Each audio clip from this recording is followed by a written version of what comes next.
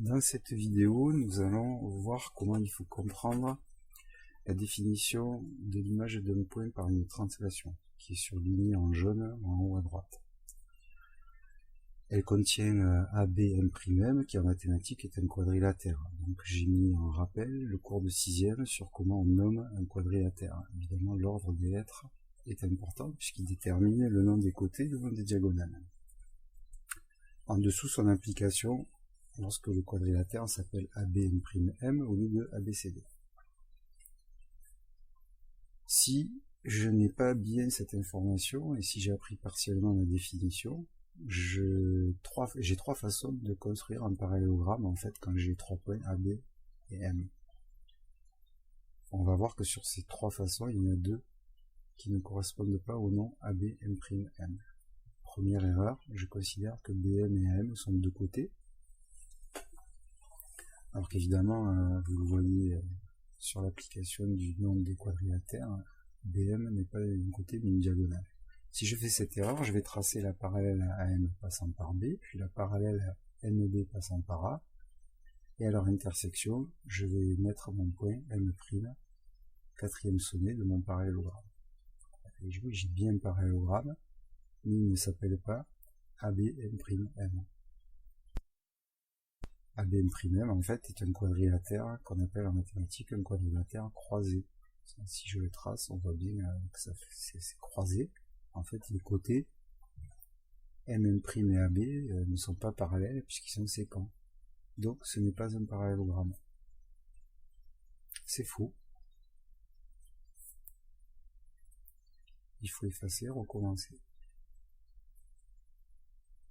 Lorsqu'on apprend une définition, il faut l'apprendre rigoureusement. Il ne suffit pas d'avoir bon sur le mot parallélogramme. Il faut apprendre le nom avec les lettres dans le bon ordre.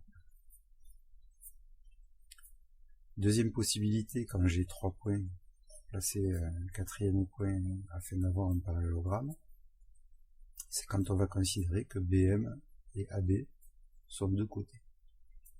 Ce qui encore une fois est une erreur, puisque comme vous le voyez, BM est une diagonale normalement, si le quadrilatère s'appelle AB'M'. Donc si je fais cette erreur, évidemment, je vais tracer la parallèle à AB passant par M,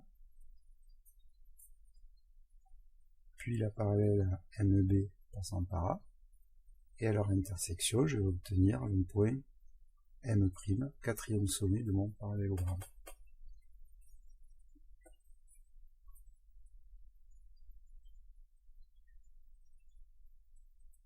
Là encore, on va constater qu'en traçant le quadrilatère AB'M', on n'obtient pas un parallélogramme, mais comme tout à l'heure, un quadrilatère croisé.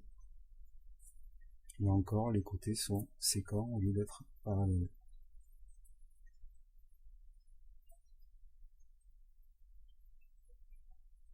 On va voir maintenant la troisième position qui sera la bonne. Bien sûr, si on réfléchit bien sur le nom des côtés de AB'M', on ne fait pas les 2 erreurs précédentes, puisque on sait que AM et AB sont de 2 côtés, que MB est une diagonale. On va donc tracer les 2 côtés AM et AB.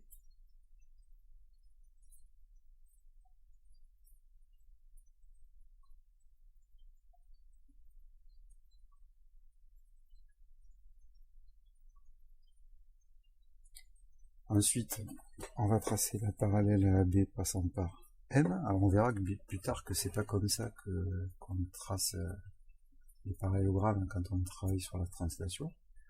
Une fois que j'ai tracé la parallèle à AM passant par B et la parallèle à AB passant par M, j'obtiens mon point M' à cet endroit-là. Et là on voit bien que, pas de souci, ce quadrilatère s'appelle bien AB'M', et c'est bien un parallélogramme. Que par définition, quand les côtés opposés sont parallèles, le quadrilatère est un parallélogramme.